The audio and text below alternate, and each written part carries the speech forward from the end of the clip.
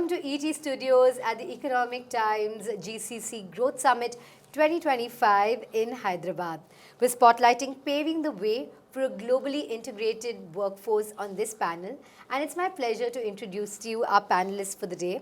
We have with us Balaji Iyer, who's a managing partner at Moss Adams India, and Anuprita Bhattacharya, who's the head of MITC, IT country head, India, Merck. Thank you so much for joining us, two of you. Thanks for having us. Thank you for your time. And today, via this discussion, we will explore how GCCs are shaping the future of work by fostering innovation, agility, and inclusivity on a global scale. So let me start off with my first question. How are GCCs enabling seamless integration of a globally integrated workforce, and what are the key drivers of this shift? I think the first piece is we reimagine the work itself, right? What is the future of work? So once you have that nailed down, for instance, we are a public accounting firm. So we keep asking, okay, who is the auditor of the future? Who is the tax advisor of the future for us? Who is the future consultant? What does that persona look like? And we break it down into, say, for instance, okay, we need people to be skilled in their domains. So in our case, it's accounting. They also need to have high degree of digital and data fluency. That's where the world is headed. AI and everything comes in this space. Then we also speak about, okay, are we good client-centric advisors to our clients, right? Because that's what our clients value in us. So, and then you bucket all of that under saying, okay, are we a resilient, globally resilient workforce? So that is first you reimagine the work, and then the reimagine of the workforce strategy happens.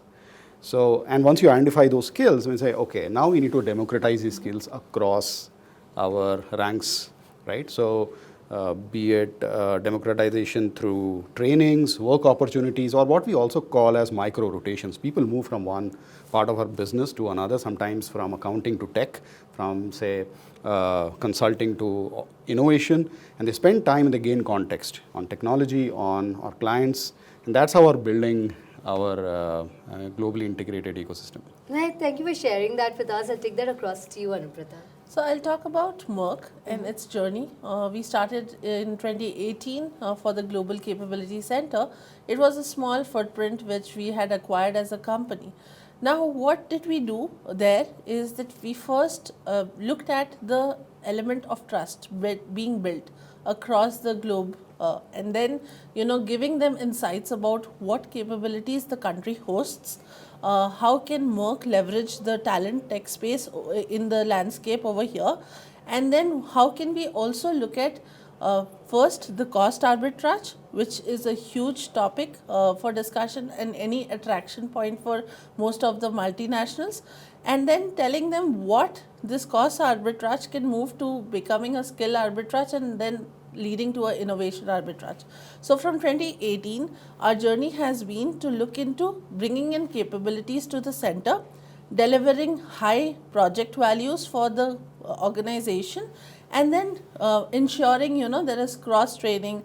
Like he said, there are a lot of inter-organization challenges which comes where people have to come together and deliver solutions. Apart from that, the point over here is very important, that your ability to speak in the board. So basically show them the value, your ability to have a seat in the decision making.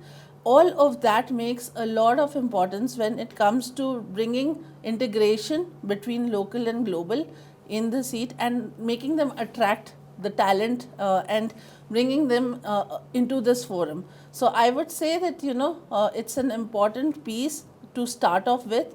Global capabilities centers are here to stay. The sustainability lies in how we are bringing talents and matching the key skills to the organization's strategy and priorities. I'll take that across to you, Balaji. She mentioned talent. So how do you tap into local expertise and balance that with the global talent pool? Excellent. So first of all, we step back. So GCCs are no longer single city operation. They are multi-city, they are multi-country. We are getting just started with our journey. So we could eventually be global in our GCC footprint.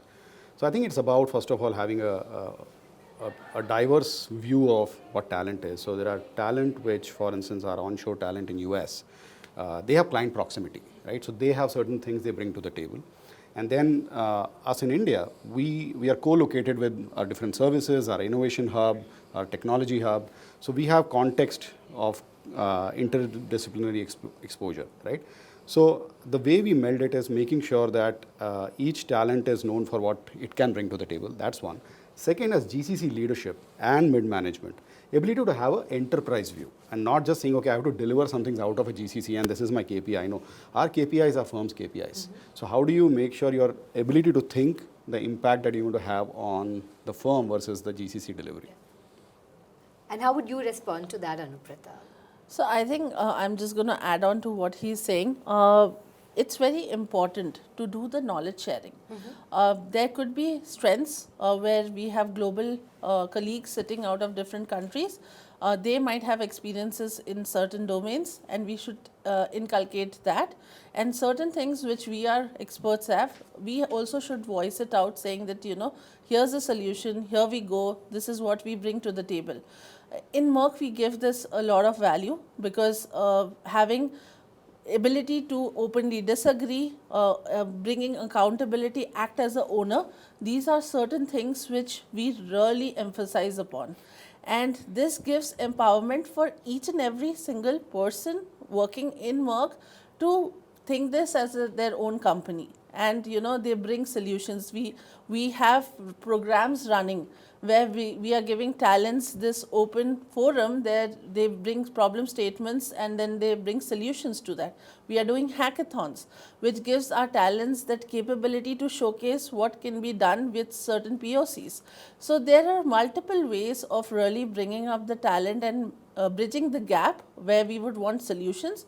Apart from that, I think from leadership standpoint, it's very important also to have this cross-cultural exposure, having understanding of ways of work, which brings people together to be able to share credits and also take the accountability together.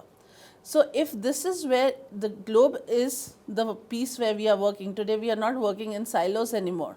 So it is an important piece where we are talking about global synergies, where we want recognition, we also take accountability of things not going right. Having an appetite to fail, because it's also an important thing that at times when you are in a large scale giving out certain things, you should also have the appetite not to fail, I would say, to course correct. And this is together. If the sense of togetherness comes in collaboratively, the globe will become much smaller and the organization will benefit much higher.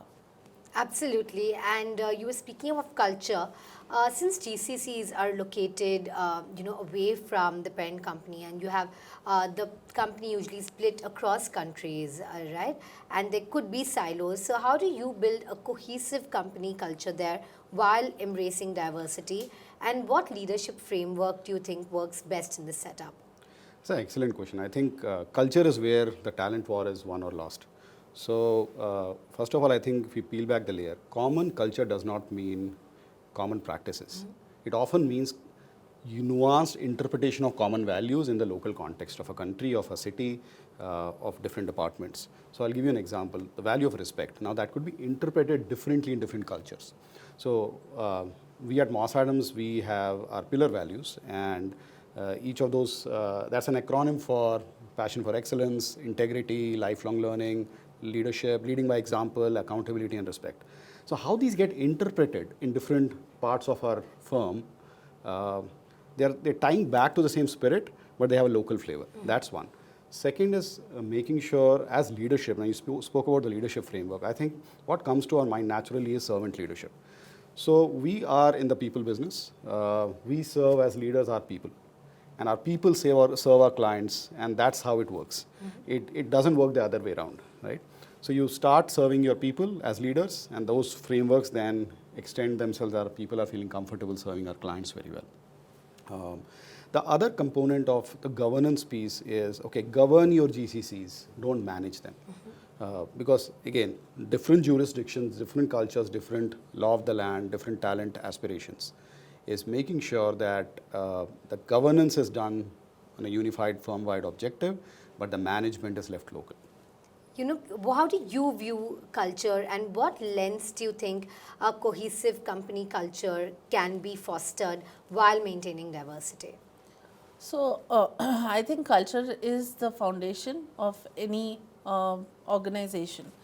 It defines, it attracts, it retains, it also gives the sense of belongingness to anyone. So, I, being a proud Merck employee, you would see similar sense of belonging from when you talk to other Merck organizations, employees. So it is important that culture becomes the base, and the culture doesn't mean that, okay, I have a local culture, I'm an Indian and I have to show my ethnicity everywhere across, but to able to embrace cultural differences and to play with strengths. Like I said at the beginning, today's world is playing with each other's strengths.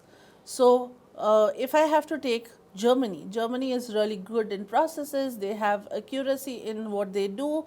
Meanwhile, they at times do not like ambiguity, wherein India is good with playing within ambiguity. So, we can be complement to each other. I mean, that's how I see it, that the culture essence brings people together to see how you complement with each other and bring the best result onto the table. And that's where your win lies for the organization. It's not going to be easy. There are efforts which has to be put in. Diversity is a huge topic in Merck, where we really spend time not only embracing the gender inequality, we look at gender, we look at LGBTQ, PWD, and the effort is that we are growing in the space of DE&I, and we want to learn from our peer organizations. We want to see how we can grow further, how we can make it an inclusive workplace where everyone feels safe with where they come from and what are their beliefs. So, the organization will only win when people have the safe space to operate in, and culture gives that platform. Well, it's great to see the work both the organizations are doing in the DEI space. Staying with you, Anuprita, when you are part of a global workforce, it is imperative to keep up with the trends, the global trends. So, how do you ensure that employees are upskilled at an optimum level? Upskilling is the way to go, and where we come from, that is the ID space. If you are not upskilling, you probably are not there, or you miss your bus, is what we say. It's important to be upskilling to be a part of your DNA, the thought process. Continuous learning, I would say, is important. In Merck, what we do is we give global exchange programs.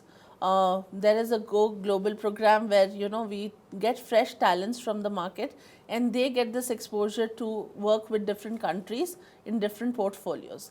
That gives them the ability to adapt, to see, and to also learn from different organizations. We have stretch assignments, we have job rotations. This gives people the appetite to deal with the change, which is very fast, and to also the appetite to learn more and widen your thought process in itself. I am a classic example where Merck has given me an opportunity where I was leading in the HR domain, and then I got an opportunity to lead the IT Centre. It tells that you are emphasizing more on the potential and you are ready to invest in people's upskilling. So this is what Merck does. It's an important aspect. It makes you retain people. It gives you an avenue for really the growth, what you would want to look for the organization as well as people. Well, continuous learning is definitely a win-win for both the employee and the organization. Would you agree, Balaji? I would agree. I mean, I'll give you our viewpoint on this. So, Moss Adams India, the design behind this is to be a fully integrated organization with our US firm. And the challenge that we face in our industry is, so to do our job, we need certified public accountants. The challenge with that skill force right now in the US is, US is about 340,000 CPAs deficit as we speak.